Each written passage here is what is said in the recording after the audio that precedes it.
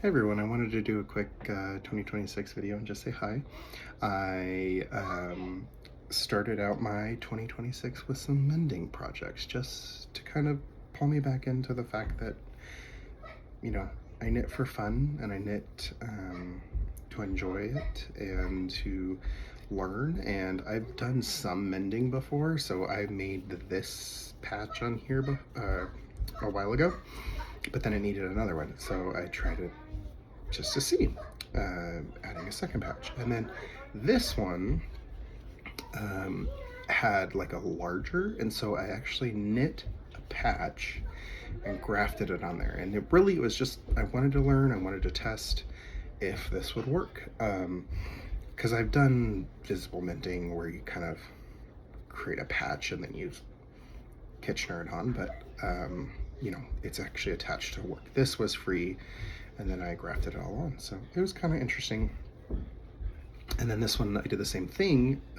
This one's a little bit different because once I put it on, it shifts, and like my big toe rides along this, and it's a little uncomfortable. But I know generally, like when you patch something, you kind of have to just like wear in and get the stitches to settle down, and then you can't tell that they're patched. But I don't know. So it's just a test. It was fun.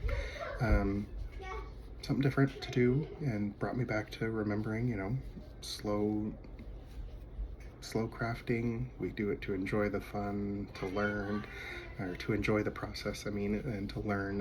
It's not necessarily about, gotta constantly make things new and have to constantly produce. It was kind of fun to learn this and know that I could do it.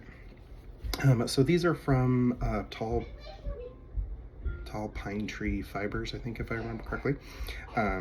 This is not, I don't know what, this is just mismatch yarn. But I did it, and I thought it was kind of fun. I did also find out, I finished the girls' hats, and we went to Seward for a day trip, and it was so cold and so windy, and I got like one photo of them, but the hats like were a little bit too short, so it like wouldn't cover, so I have to undo it all, make them a little longer. I think they fit circumference wise, if their hair's down. But yeah, so I'm gonna undo those. I've already finished one of them. I'm in the middle of the second, and I'll do the third. So, but I hope that your 2026 is starting off great, and I will see you shortly in another podcast or some sort of post. But let me know, how did you start your 2026 knitting?